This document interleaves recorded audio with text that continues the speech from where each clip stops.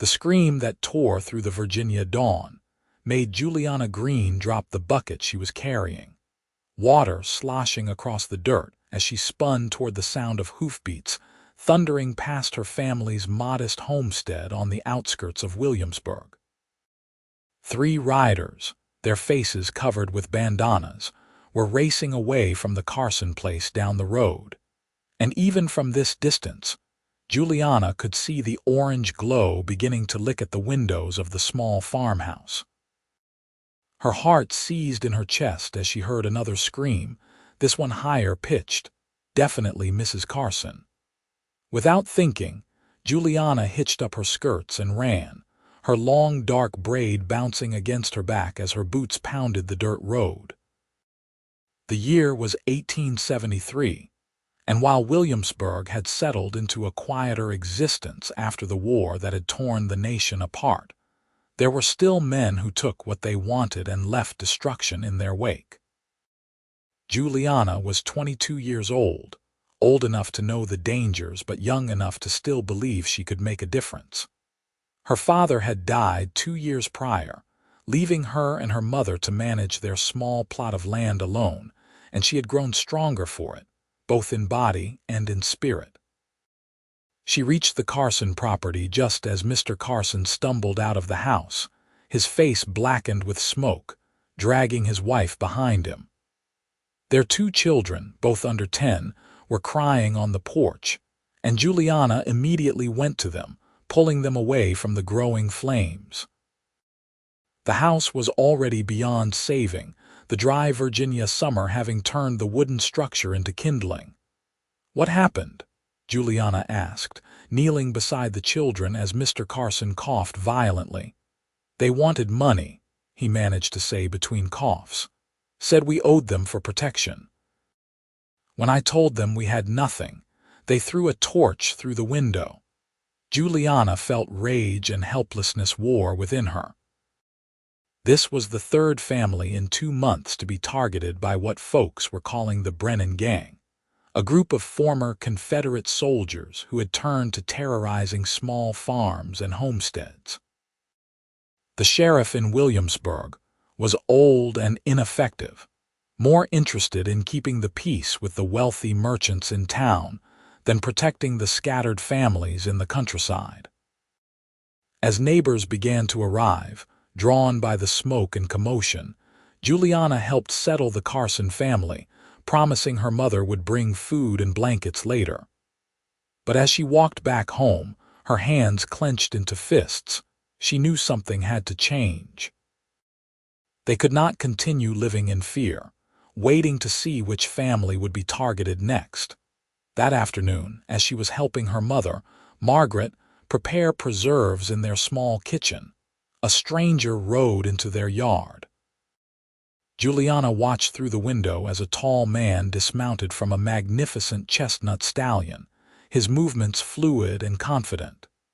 He wore dusty trail clothes, a worn leather vest over a dark shirt, and a hat that had seen better days. 2 guns sat low on his hips, but what caught Juliana's attention was the way he paused to pat his horse's neck, speaking softly to the animal before tying the reins to the post. "Mama, we have a visitor," Juliana said, wiping her hands on her apron.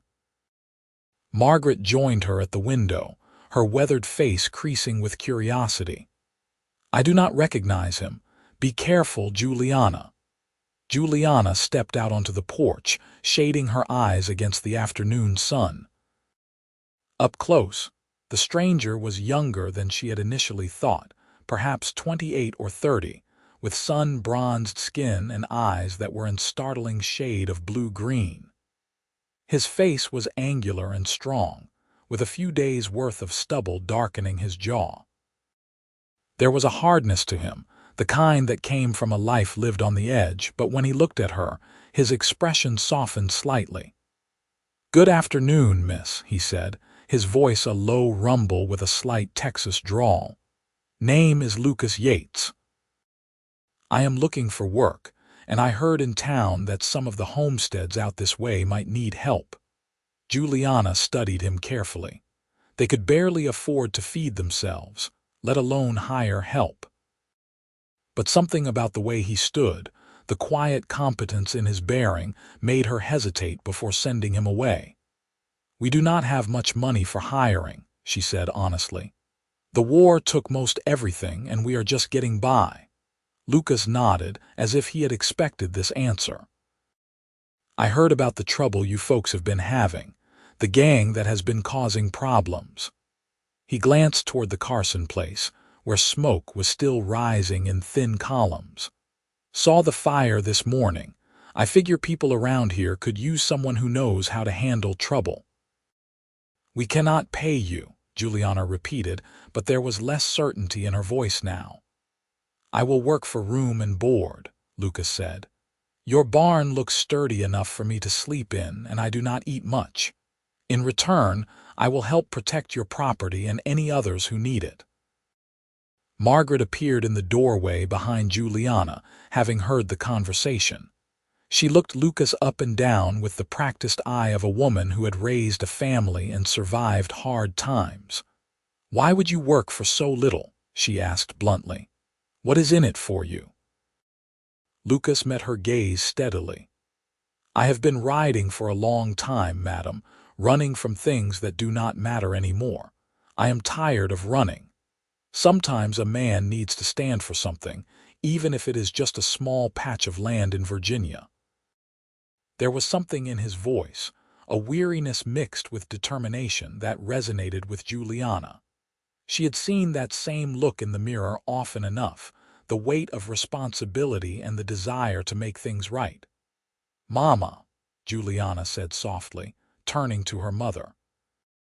Margaret was quiet for a long moment, then nodded slowly. "The barn needs mucking out, and you will take your meals with us. But if you bring trouble to our door, Mr. Yates, you will leave immediately. Do we understand each other?" "Yes, madam," Lucas said, a hint of a smile touching his lips. "I understand perfectly." And so Lucas Yates became part of the Greene homestead, settling into the barn with his bedroll and saddlebags. That first evening, as Juliana brought him a plate of stew and cornbread, she found him brushing down his horse with careful, gentle strokes. "What is his name?" she asked, setting the plate down on a bale of hay. "Ranger," Lucas said, running his hand along the horse's flank. "Had him for 5 years now. He has carried me through more scrapes than I can count." Juliana reached out tentatively, letting the horse sniff her hand before she stroked his nose. Ranger nickered softly, pressing into her touch. "He is beautiful." "He is a good judge of character," Lucas said, and when Juliana looked up, she found him watching her with an expression she could not quite read. "He does not usually take to strangers so quickly." Something warm unfurled in Juliana's chest, but she pushed it aside. "You should eat before it gets cold," she said, gesturing to the plate. "Breakfast is at dawn. If you are going to work here, you will need to keep your strength up." "Yes, miss," Lucas said, and there was a teasing note in his voice that made her cheeks flush. "Juliana," she corrected. "My name is Juliana." "Juliana," he repeated, and the way he said it, slow and careful, made her name sound like something precious. She left quickly, her heart beating faster than it should, and told herself it was just the excitement of having help on the homestead, nothing more. But that night, lying in her narrow bed, Juliana found herself thinking about the stranger in their barn, wondering what he was running from and why he had chosen to stop here, in this small corner of Virginia, where nothing ever seemed to happen except heartbreak and hard work. The next few days fell into a rhythm. Lucas proved to be a man of his word, rising before dawn to help with the chores. He repaired the fence that had been sagging for months, fixed the loose boards on the porch, and even managed to get their stubborn well pump working properly again. He was quiet, speaking only when necessary, but Juliana found herself aware of his presence constantly. The way he moved with easy confidence, the sound of his voice when he spoke to the animals, the rare smile that would soften his features when something pleased him. Margaret seemed to approve of him, which was saying something. Her mother had been suspicious of every man who had shown interest in Juliana over the years, protective in the way of women who had lost too much and were determined to hold on to what remained. But Lucas treated them both with respect, never overstepping, never presuming, and slowly Margaret began to relax around him. On the fourth day, Juliana was hanging laundry when she heard raised voices from the direction of the road. She dropped the wet sheet back into the basket and hurried around the house, arriving just as 3 men on horseback pulled up to the gate. She recognized them immediately from the descriptions she had heard, the Brennan gang, and her blood ran cold. The leader, a scarred man with cold eyes, grinned when he saw her. "Well now, what do we have here? You must be the Greene widow and her daughter. We have been meaning to pay you a visit." "We do not want any trouble," Juliana said, forcing her voice to remain steady even as her hands trembled. "Please leave our property." "Now that is not very friendly," the man said, dismounting. The other 2 followed suit, spreading out in a way that made Juliana's skin crawl. "We are just here to discuss a little business arrangement. See, all the other farms around here pay us for protection. Keeps bad things from happening, if you understand my meaning." "We do not have money to pay anyone," Juliana said, taking a step back toward the house. Where was her mother? Where was Lucas? "Everyone has something," the leader said, his eyes raking over Juliana in a way that made her feel sick. "And a pretty thing like you, well, I am sure we could work out some kind of arrangement." Before Juliana could respond, before she could even process the threat in his words, Lucas appeared from around the side of the house. He moved with deadly quiet, both guns drawn, his face expressionless. "The lady asked you to leave," he said, his voice flat and cold. "I suggest you do so." The 3 men turned, and Juliana saw surprise flicker across their faces before the leader laughed. "And who might you be?" "The hired help." "I am someone who does not take kindly to men threatening women," Lucas said. His stance was relaxed, but Juliana could see the coiled tension in his body, like a snake ready to strike. "You have 3 seconds to get back on your horses and ride out of here." "There are 3 of us and 1 of you," the leader pointed out, though his hand had moved to hover near his gun. "Then I suppose 2 of you might make it out alive," Lucas said. "Question is, will you be one of them?" The air seemed to thicken with tension. Juliana held her breath, terrified that violence would erupt in their front yard, but also mesmerized by the change in Lucas. This was not the quiet man who had helped her carry water that morning. This was someone else entirely, someone dangerous and capable. And she understood in that moment that he had not been lying when he said he knew how to handle trouble. The standoff lasted for what felt like an eternity, but was probably only seconds. Finally, the leader spat into the dirt and jerked his head toward his men. "This is not over," he said. "You cannot protect them all the time." "Try me," Lucas said simply.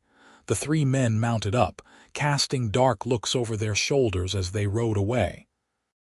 Juliana did not realize she had been holding her breath until they disappeared from view, and then she let it out in a rush, her knees suddenly weak.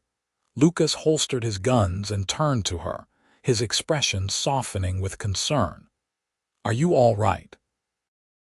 "I think so," Juliana managed, though her hands were still shaking. "That was terrifying." "They will be back," Lucas said grimly. "Men like that do not take kindly to being challenged. We need to talk to your neighbors, organize some kind of defense."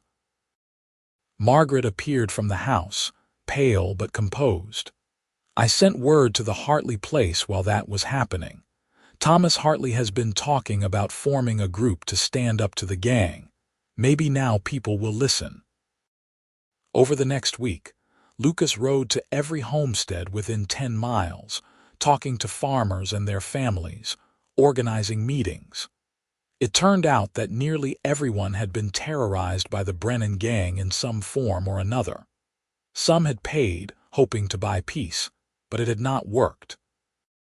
The gang kept coming back, demanding more, taking more, until families were left with nothing.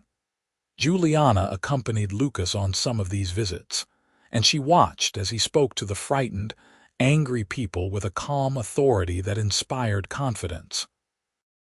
He was not just offering protection, he was teaching them to protect themselves, showing them how to watch the roads, how to set up warning systems, how to defend their properties if it came to that. "You have done this before," Juliana observed one evening as they rode back to the homestead. The sun was setting, painting the sky in shades of orange and pink, and the air was finally starting to cool after another hot day. "I rode with a group in Texas for a while," Lucas admitted. "After the war, there was a lot of chaos. Someone had to stand against the raiders and thieves. I learned a lot during those years." "Why did you leave?" Juliana asked. Lucas was quiet for so long she thought he might not answer. Then he said, "I killed a man. He deserved it, was trying to hurt a young woman, but his family was powerful. They put a price on my head and I had to run. Been running ever since, taking jobs here and there, never staying long enough to put down roots." "But you stopped here," Juliana said softly. "Why?" He turned to look at her, and in the fading light his eyes were the color of the sea during a storm. "I saw you that first morning, standing on your porch with the sun in your hair, and something in me just said this is where you stop. I know that sounds foolish." Juliana's heart was hammering so hard she was sure he must be able to hear it. "It does not sound foolish," she whispered. They rode the rest of the way in silence, but it was a different kind of silence now, charged with possibility and unspoken feelings. When they reached the barn and Lucas helped her down from her horse, his hands lingered at her waist for just a moment longer than necessary, and Juliana felt heat flood through her body. That night, she lay awake for hours, reliving that moment, wondering what it meant, wondering if she was foolish for letting herself feel this way about a man she had known for barely 2 weeks. But her heart did not seem to care about logic or caution. It wanted what it wanted, and what it wanted was Lucas Yates. The community meeting took place at the church in Williamsburg, a small white building that served as the center of social life for the scattered families. Nearly 40 people showed up, their faces reflecting fear and frustration in equal measure. The sheriff, a portly man named Dixon, was there as well, looking uncomfortable as Lucas stood at the front of the room and laid out the situation.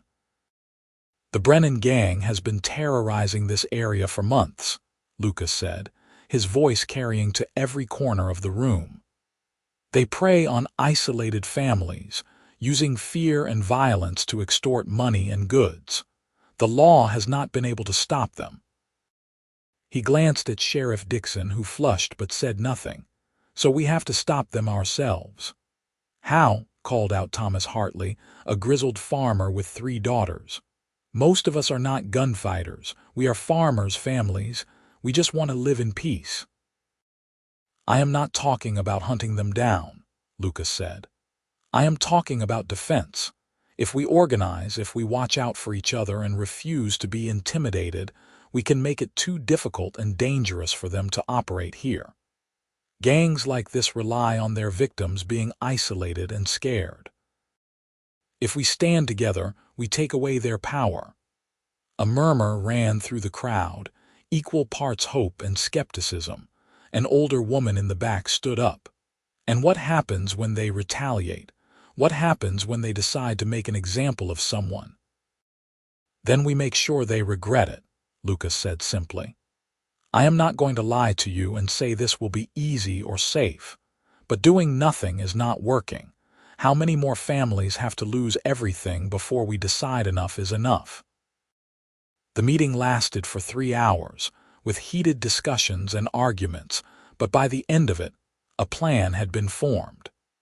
They would set up a network of warning signals using mirrors and flags, coordinate patrols of the main roads, and most importantly, no one would pay the gang another cent. If the Brennan gang showed up at any homestead, riders would be dispatched immediately to bring help. It was not a perfect plan, and there were still people who were too afraid to participate, but it was a start. As the crowd dispersed, several men came up to shake Lucas's hand, thanking him for his leadership. Juliana stood to the side, watching, feeling a fierce pride mixed with fear. What they were planning was dangerous, and she knew that Lucas had painted a target on his back by standing up so publicly. Sheriff Dixon approached as the church emptied out, his face troubled. "You are stirring up trouble, Yates," he said quietly. "The Brennan gang is not going to take this lying down." "Then maybe you should do your job and arrest them," Lucas said mildly. Dixon's face reddened.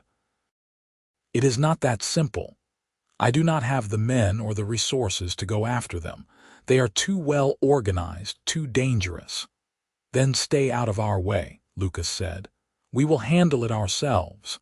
The sheriff left shaking his head, and Juliana moved to Lucas's side.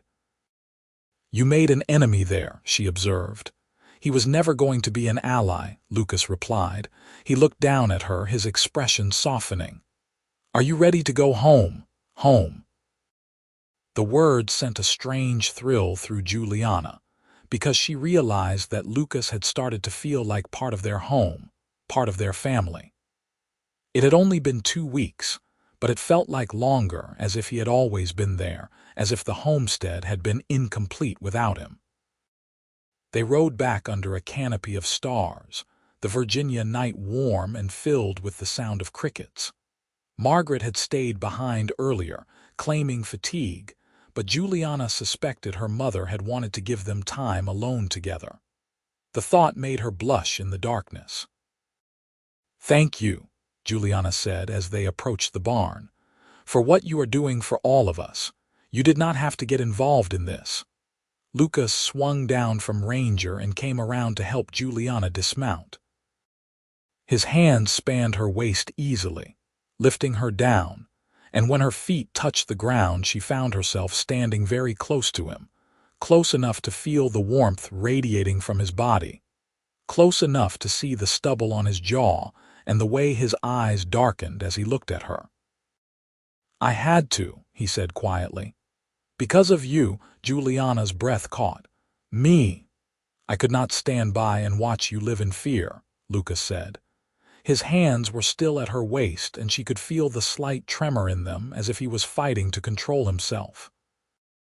"I could not watch those men threaten you and do nothing. Juliana, I know I have no right. I know I am just a drifter with nothing to offer, but I have to be honest with you.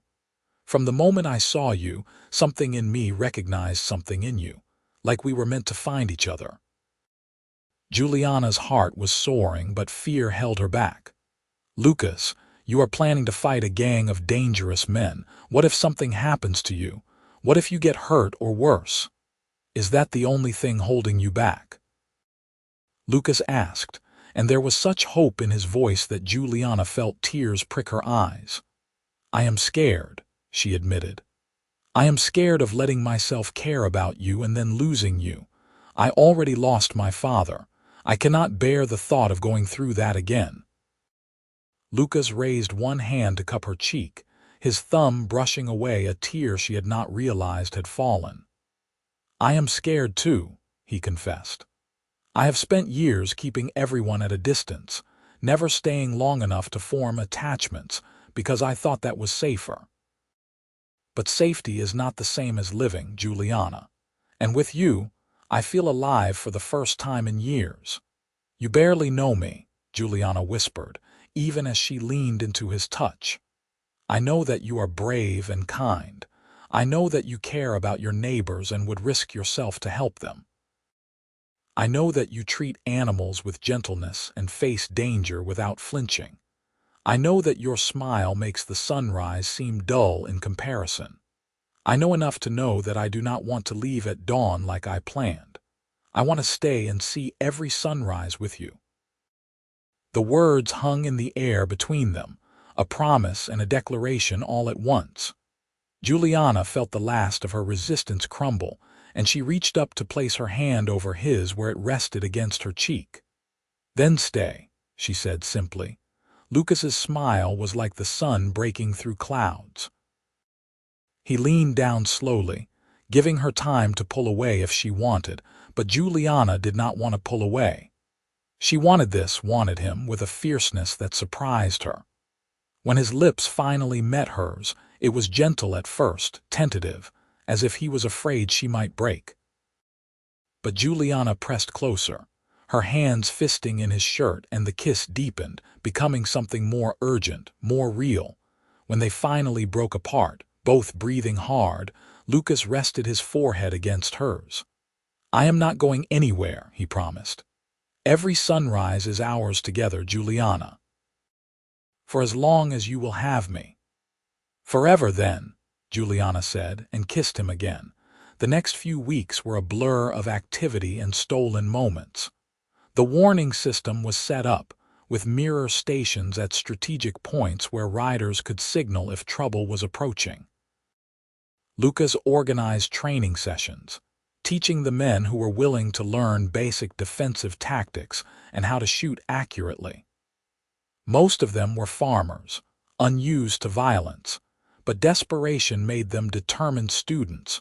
Juliana found herself falling more deeply in love with Lucas every day. She loved the way he was patient with the younger men who were clumsy with weapons, the way he spoke gently to the frightened wives who worried about their husbands, the way he always made time to help her mother with heavy work around the homestead. But most of all, she loved the way he looked at her when he thought she was not paying attention, as if she was the most precious thing in his world. They stole kisses in the barn when her mother was not looking, held hands as they walked the property line in the evenings, and talked for hours about everything and nothing. Lucas told her about his childhood in Texas, about his parents who had died when he was young, about the war and the things he had seen that still haunted him. Juliana shared her own losses, her father's death, her fears about being able to keep the homestead running, her dreams for a future that had seemed impossible until Lucas arrived. "I want children someday," Juliana confessed one evening as they sat on the porch steps, watching fireflies dance in the darkness. A whole house full of them, with noise and laughter and chaos. "Is that foolish?" "Not foolish at all," Lucas said, his arm around her shoulders, pulling her close. "I think you would be an amazing mother, patient and loving but strong enough to keep them in line." "And you?" Juliana asked, tilting her head to look up at him. "Do you want children?" Lucas was quiet for a moment, his fingers tracing absent patterns on her arm. "I never let myself think about it before," he admitted. "I figured a life like mine was not suited for family. But now, with you, I find myself imagining it. A son to teach to ride, a daughter who looks like her mother and has her bravery. Yes, Juliana, I want that with you." They kissed under the stars, and Juliana felt her future unfolding before her like a beautiful tapestry, full of color and possibility. But reality intruded harshly 3 weeks after the church meeting. One of the warning mirrors flashed in the early afternoon, the signal for immediate danger. Lucas was on a horse and riding hard within minutes, and Juliana insisted on going with him despite his protests. They arrived at the Patterson farm to find it under siege by the Brennan gang.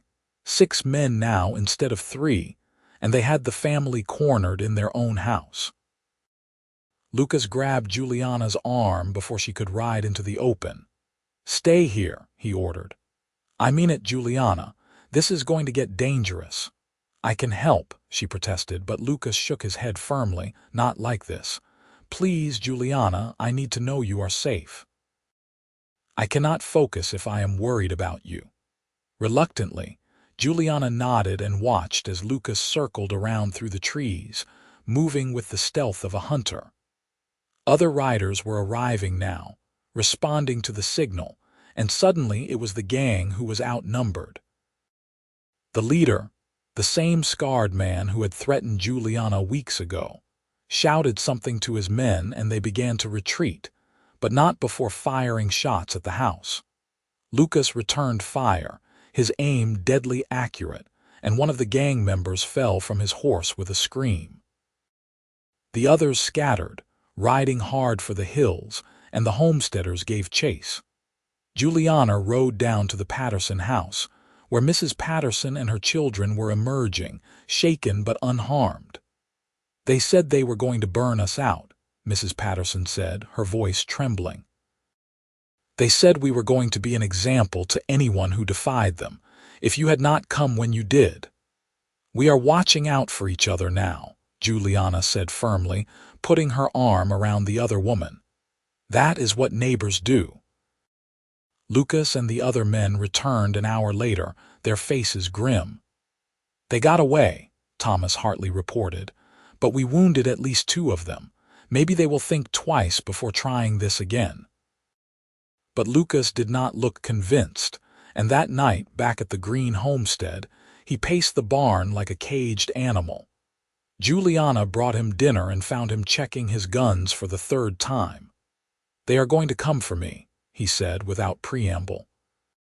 "I humiliated their leader, shot one of his men. This has become personal now."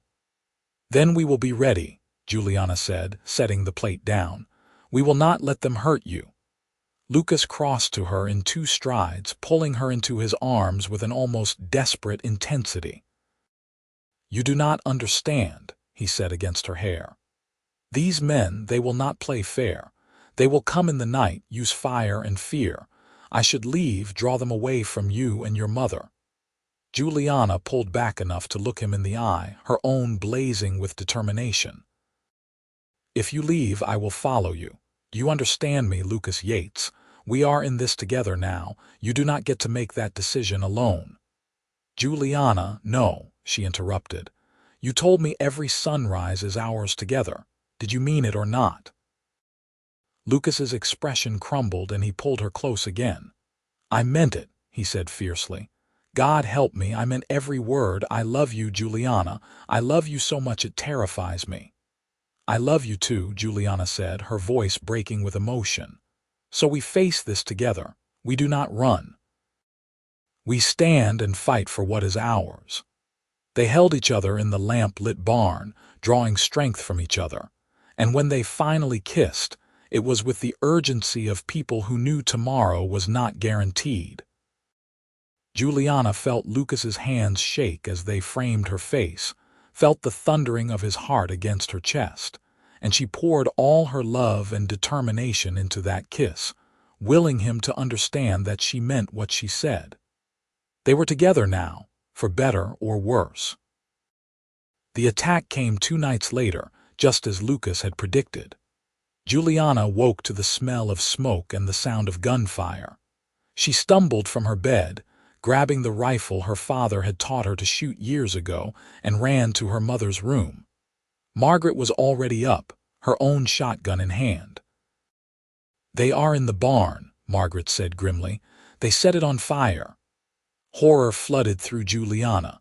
Lucas was in the barn. Without thinking, she ran for the door, but Margaret grabbed her arm. "Wait, you cannot just run out there. They will be waiting for that." But Juliana could not wait, could not stand by while Lucas was in danger. She wrenched free and burst out onto the porch just in time to see the barn doors explode outward as Ranger, wild-eyed with fear, burst through with Lucas on his back. Lucas was firing as he rode, and Juliana saw 2 men scatter from the shadows. She raised her own rifle and fired, not to kill but to cover Lucas's escape from the burning building. More gunfire erupted from the direction of the road. The warning system had worked, and neighbors were arriving, but the Brennan gang was prepared this time. It turned into a chaotic battle, with bullets flying in every direction. Juliana saw Thomas Hartley take a shot to the shoulder and go down. She saw Mrs. Carson, her face set with fury, firing a rifle from the back of a wagon. She saw Lucas, magnificent and terrifying, moving through the chaos like an avenging angel, his guns blazing. And then she saw the gang leader, the scarred man, circling around behind Lucas, taking aim at his unprotected back. Without thinking, Juliana screamed a warning and raised her rifle, firing in one smooth motion. The recoil knocked her backward, but she saw the gang leader jerk and fall from his horse. The battle ended as quickly as it had begun. The remaining gang members, leaderless and outnumbered, fled into the night. Juliana ran to where Lucas had dismounted, her hands frantically checking him for injuries. "Are you hurt? Please tell me you are all right." "I am fine," Lucas said, catching her hands in his. "I am fine, Juliana." "But you saved my life." "You saved mine first," Juliana said, and then she was laughing and crying at the same time as Lucas crushed her against him. The barn was a total loss, burned to the ground with all of Lucas's possessions inside except for his horse and guns. Margaret invited him to sleep in the house without hesitation, setting up a pallet in the main room near the fireplace. The community rallied, bringing lumber and supplies to help rebuild the barn, and Sheriff Dixon, perhaps shamed into action, finally organized a proper pursuit of the remaining gang members.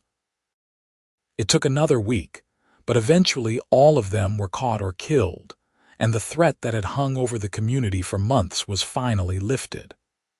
There was a celebration in town, with music and dancing, and Juliana found herself swept up in Lucas's arms as they danced under the stars. "Marry me," Lucas said suddenly, stopping in the middle of the dance floor. "I know I do not have much to offer. No land, no house, nothing but a horse and a pair of guns. But I love you more than I thought it was possible to love anyone. Marry me, Juliana Greene, and let me spend the rest of my life proving to you that I am worthy of your faith in me." Juliana felt tears streaming down her face, but she was smiling so wide it hurt. "Yes," she said. "Yes, of course I will marry you, and you already have proven yourself, Lucas. You are everything I could have hoped for." They kissed right there in the middle of the dance floor, to the cheers and applause of the entire community. Margaret was crying happy tears, and even Thomas Hartley, his arm in a sling, was grinning. It was a moment of pure joy after so much fear and hardship, and Juliana held onto it with both hands. They were married a month later in the same small church where Lucas had organized the community meeting. Juliana wore her mother's wedding dress, carefully preserved and let out slightly to fit her taller frame. Lucas wore new clothes, purchased with money earned from helping rebuild several of the homesteads that had been damaged during the gang's reign of terror. He looked so handsome standing at the altar that Juliana's heart stuttered. The ceremony was simple but beautiful, with half the county in attendance. When the preacher said they could kiss, Lucas dipped Juliana back dramatically, making her laugh even as he kissed her. The reception afterward was a joyful affair, with tables laden with food brought by every family, music provided by old Mr. Henderson on his fiddle, and dancing that lasted until well after sunset. That night, in the small house that Lucas had been building with the help of neighbors on a corner of the Greene property, Juliana and Lucas began their life together as husband and wife. Lucas had insisted that they needed their own space, even if it was just a single room to start, and the community had pitched in to help him construct it. It was modest, with rough-hewn walls and simple furniture, but to Juliana it was perfect. "Happy?" Lucas asked, pulling her close as they stood in the doorway watching the stars. "Happier than I ever thought possible," Juliana admitted.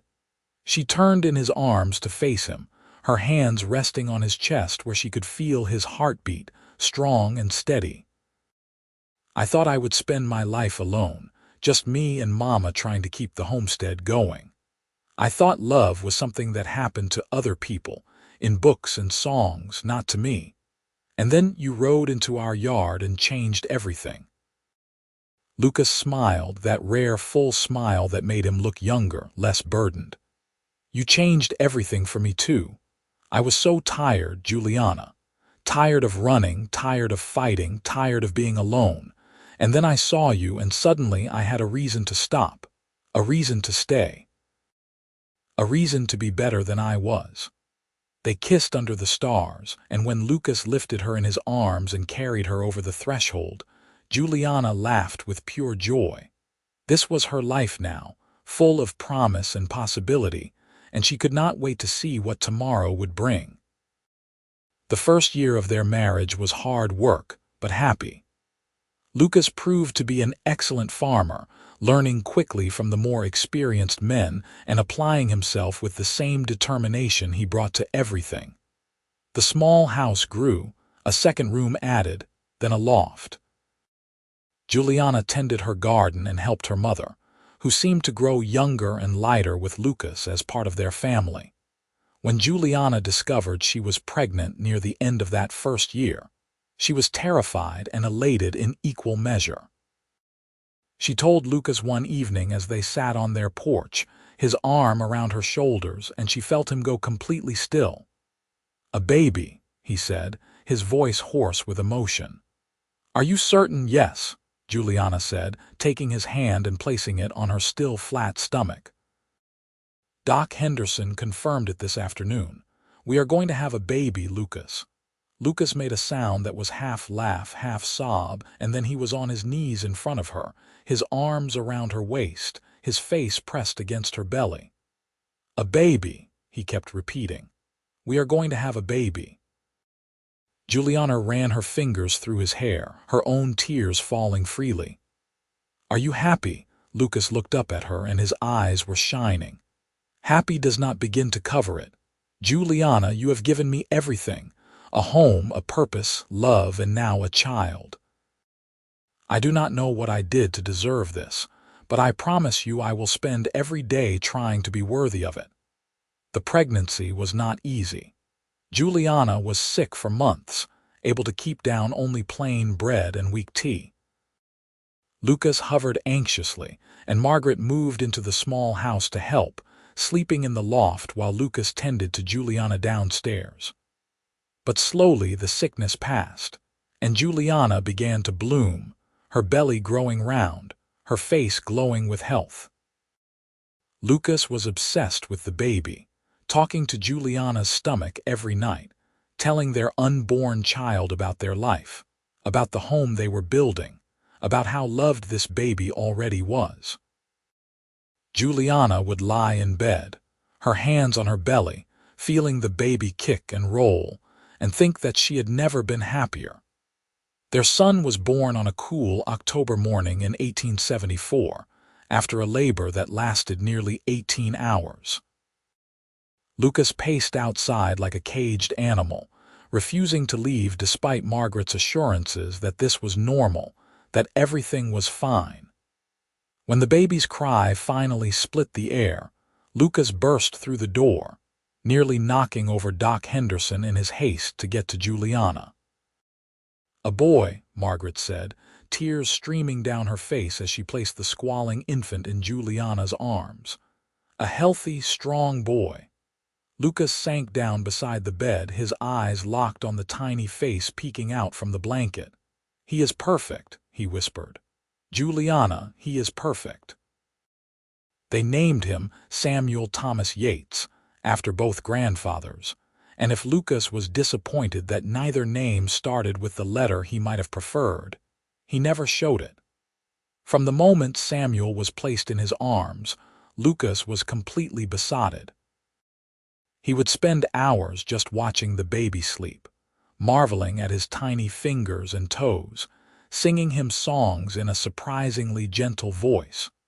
Juliana recovered slowly from the birth, and during those weeks she watched Lucas transform from husband to father with a grace that took her breath away. He changed diapers without complaint, walked the floor with Samuel during sleepless nights, and looked at his son with such fierce love that it made Juliana cry. "I used to think I was cursed," Lucas confessed one night as he rocked Samuel back to sleep.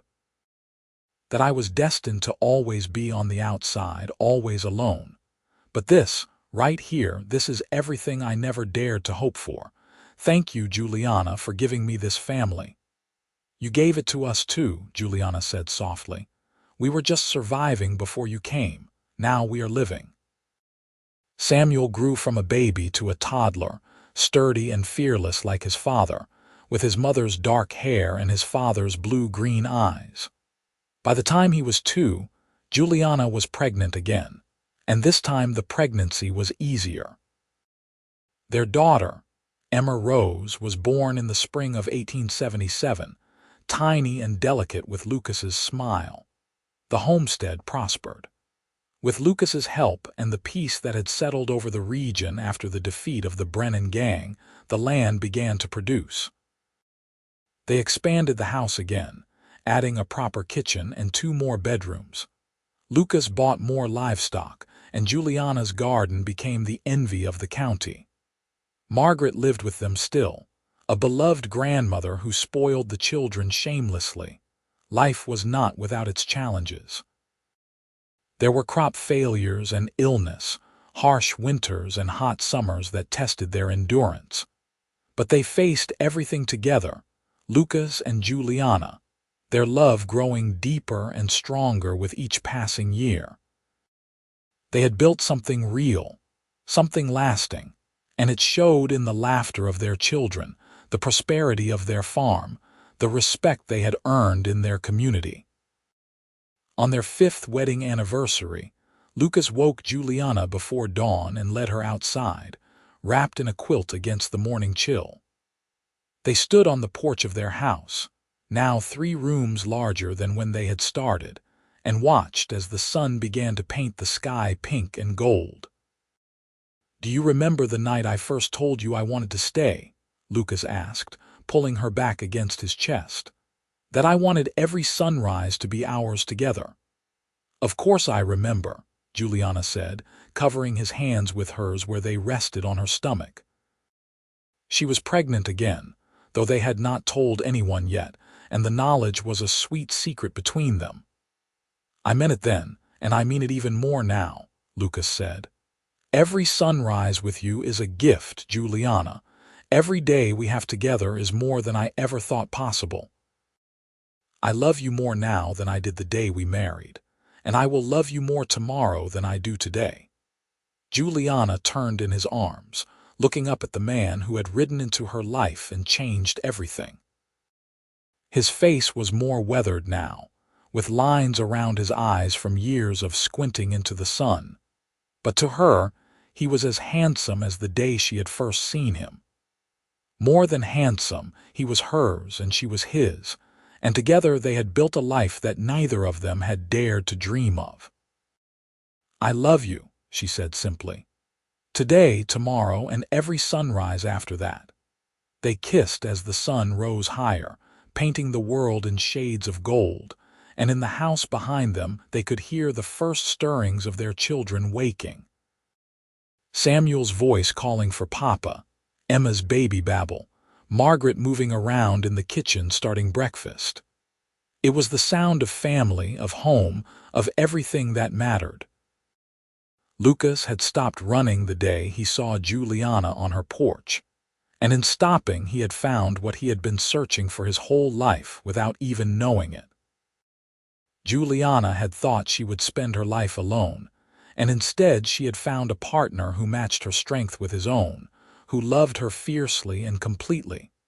They had thought their story would be brief, a stranger passing through, helping and then moving on. But instead it had become something permanent, something beautiful, something that would last all their days. Their 3rd child, another son they named William Lucas, was born that winter.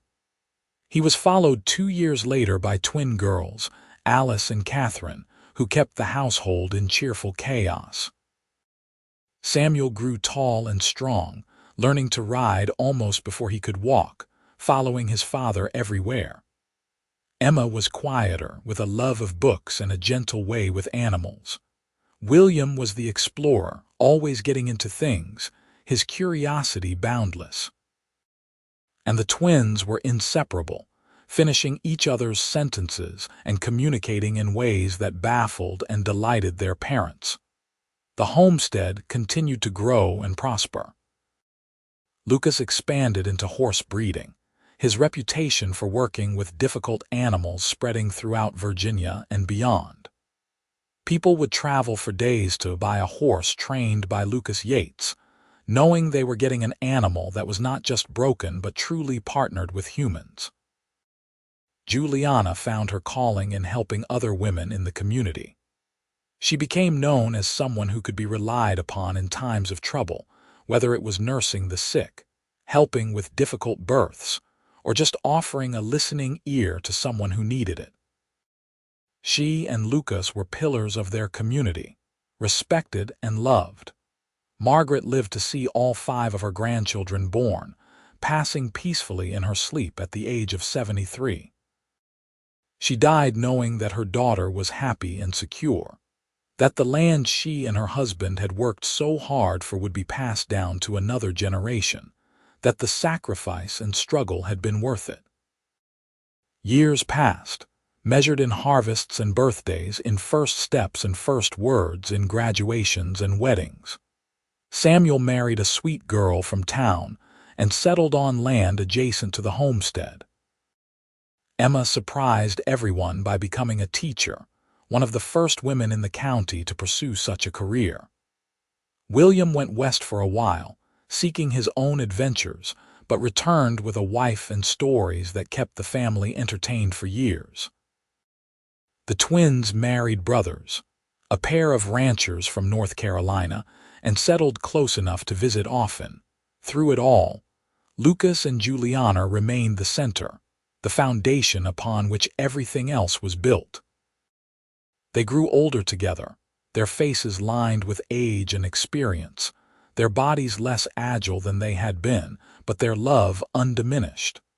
If anything, it grew stronger with time, deepened by shared joys and sorrows, by the life they had built together from nothing. On their 30th anniversary, surrounded by children and grandchildren in the house that had grown from a single room to a sprawling homestead, Lucas stood and raised a glass in toast. His hair was more silver than brown now, and his hands showed the calluses and scars of a life spent working the land. But his eyes, when they found Juliana's across the crowded room, were the same blue-green that had captured her heart 3 decades before. "To my wife," Lucas said, his voice still strong despite his years.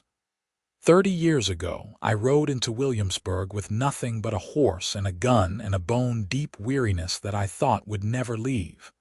I had been running for so long I had forgotten what it felt like to stand still.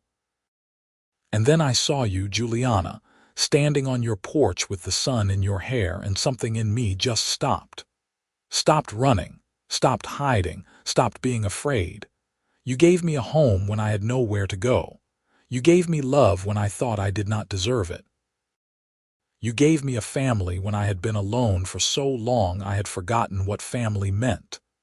Everything good in my life, everything worth having, came from the moment I decided to stay. So here is to you, my love, my life, my everything. Here is to every sunrise we have shared and every sunrise yet to come." The room erupted in cheers and applause, and Juliana, her own eyes damp with tears, crossed the room to kiss her husband. Their children whistled and laughed, and their grandchildren, too young to fully understand but delighted by the celebration, joined in the noise. That night, after the party had ended and the house had finally quieted, Lucas and Juliana sat on the porch swing they had installed years ago, watching the stars come out. It was a warm summer night, full of the sound of crickets and the smell of honeysuckle, and Juliana thought that if she could freeze a moment in time, it would be this one. "Do you ever regret it?" she asked softly. Staying, I mean. Giving up the freedom of the road for the responsibilities of family and farm. Lucas turned to look at her, and even in the darkness she could see the smile on his face. Not for one single second, he said. Juliana, before I met you, I was not free. I was just lost. You gave me something to stand for, something to protect, something to love. That is not a cage, it is a gift, the greatest gift I have ever received. I love you, Juliana said, as she had said countless times over the years, but the words never lost their meaning, never became rote or empty. Every time she said them, she meant them with her whole heart. I love you too, Lucas replied, pulling her close. Every sunrise, remember, that is what I promised you all those years ago. Every sunrise is ours together. They sat in comfortable silence, wrapped in each other's arms, watching as the stars wheeled overhead in their eternal dance. Somewhere in the distance, a coyote howled, and from the barn came the soft sounds of horses settling for the night. The homestead was peaceful, prosperous, everything they had worked so hard to build. Juliana thought back to that morning 30 years ago when a stranger had ridden into her yard, and how terrified she had been of letting herself hope, of letting herself believe that things could be different. She had been so sure that Lucas would leave at dawn, that he would help for a little while and then move on like so many other drifters. She had guarded her heart so carefully, determined not to be hurt, but Lucas had stayed. He had fought for her, for their community, for the right to build a life in this small corner of Virginia. He had proved with every action, every word, every day, that his promise was not empty. Every sunrise had been theirs together, just as he had said. And every sunrise would continue to be theirs, for as long as they had left in this world. The years continued to pass, as they always do. Lucas and Juliana grew old together, their bodies slowing but their spirits still vibrant. They took joy in their grandchildren, and eventually in great-grandchildren, watching as the family they had started spread and multiplied. The homestead that had once been a struggling plot of land became one of the most successful in the county, a testament to hard work and love, and refusing to give up even when things seemed impossible. Lucas passed away on a cool autumn morning when he was 78 years old. He had been out checking on the horses, something he insisted on doing himself despite his children's protests that he should rest more. He simply sat down under a tree, closed his eyes, and did not wake up. When Samuel found him, he looked peaceful, a slight smile on his face as if he was dreaming of something pleasant. Juliana grieved, but there was peace in her grief too. They had been granted so many years together, far more than either of them had expected when they had started. Lucas had lived to see his children grown and successful, his grandchildren becoming adults, his great-grandchildren taking their first steps. He had died knowing he was loved, surrounded by the family he had helped create, on the land he had helped build into something lasting. The funeral was attended by nearly 200 people, a testament to the impact Lucas had made on his community. Person after person stood to share stories about how Lucas had helped them, protected them, taught them. He had never sought recognition or reward, but he had touched so many lives with his quiet strength and unwavering integrity. Juliana, surrounded by her children and grandchildren, listened to the stories and felt proud. This was the man she had loved for 45 years, the father of her children, the builder of their legacy. He had been a drifter once, lost and running from his past. But he had stopped, had planted roots, and from those roots had grown something beautiful. She lived for another 5 years after Lucas's death, remaining sharp and active until the very end. She spent her days helping with the great-grandchildren, tending her garden, and sitting on the porch swing remembering. When her time came, she went peacefully in her sleep, and her children took comfort in the belief that she and Lucas were together again. At her funeral, Samuel, now gray-haired himself with grandchildren of his own, stood to speak about his parents. "My father once told me," he said, his voice thick with emotion, "that before he met my mother he was not living, he was just surviving. He said that she gave him a reason to stop running and start building, and build they did. They built this farm, they built this family, they built a legacy of love and hard work and integrity that will carry on through all of us. Every sunrise was theirs together, just as my father promised my mother all those years ago. And now they have sunrises together again, in whatever comes next. We should all be so lucky as to find a love like theirs." The family gathered after the funeral, sharing stories and memories. And as the sun set on that autumn day, painting the sky in shades of orange and pink, they raised their glasses in toast to Lucas and Juliana Yates, who had proved that love could transform everything, that a chance meeting could change the course of lives, that promises made in the darkness before dawn could be kept for a lifetime. The homestead continued through the generations, each one adding to what Lucas and Juliana had started. The house was expanded again and again, becoming a sprawling testament to family and continuity. The barn that had burned down that violent night was rebuilt and still stood, housing horses that were descended from Ranger's line. The land that Juliana and Margaret had struggled to maintain alone became hundreds of acres of prosperous farm and ranch. But more than the physical legacy, Lucas and Juliana left behind something intangible. They left behind the memory of a love that had been tested and proved true. They left behind the example of two people who had refused to let fear or hardship dictate their choices. They left behind a family that valued loyalty, hard work, integrity, and above all, the courage to stand and fight for what mattered instead of running away. Their story became legend in the family, told and retold to each new generation. The story of how a drifter cowboy with nothing but a horse and a gun had ridden into a struggling widow's yard and decided to stay. How he had fought for her and with her against those who would have destroyed them. How he had promised her every sunrise together and had kept that promise for 45 years of marriage. How she had been brave enough to believe in that promise, to trust in a stranger who became the love of her life. And every autumn, when the leaves turned gold and the air grew crisp, the family would gather at the homestead for a reunion. They would stand together and watch the sunrise, remembering the couple who had started it all, and someone would inevitably repeat Lucas's words. Every sunrise is ours together, because that was the truth at the heart of their story. Not just that Lucas and Juliana had loved each other, though they had.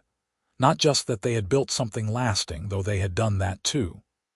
But that they had chosen each other every single day, through good times and bad, through fear and joy, through youth and age. Every sunrise had been a renewal of their commitment, a reaffirmation of their love, a choice to keep building together. That was what they passed down to their children and grandchildren and great-grandchildren and beyond. Not just land or money or possessions, but the understanding that love was not just a feeling but an action, a choice made over and over again. That family was not just blood but commitment. That home was not just a place, but the people you chose to stand beside through whatever came. Lucas had thought he would leave at dawn, had planned to drift on as he always had. But Juliana had given him a reason to stay, and in staying he had found everything he had been searching for without knowing it. And Juliana, who had thought she would spend her life alone and struggling, had found a partner who matched her strength with his own, who loved her fiercely and completely, who kept his promises even when it was hard. Their love story, which had started with a stranger riding into a yard and asking for work, had become the foundation of a family, a legacy, a testament to what was possible when two people chose each other and refused to give up. It was a story told around dinner tables and on porch swings, a story that inspired and comforted, a story that proved that sometimes the best things in life came from the moments when you stopped running and started building. And every sunrise, somewhere in Virginia, descendants of Lucas and Juliana Yates would wake up, would look at the person beside them, and would remember that every sunrise could be theirs together, if only they had the courage to choose it, to fight for it, to believe in it even when it seemed impossible. That was the legacy of a cowboy who had stayed when he could have left, and a woman who had been brave enough to believe in his promise. That was the story of Lucas and Juliana Yates, whose love had transformed not just their own lives but the lives of generations to come. And it all started with a simple promise, made in the darkness before dawn, that every sunrise would be theirs together, and a love strong enough to make that promise come true.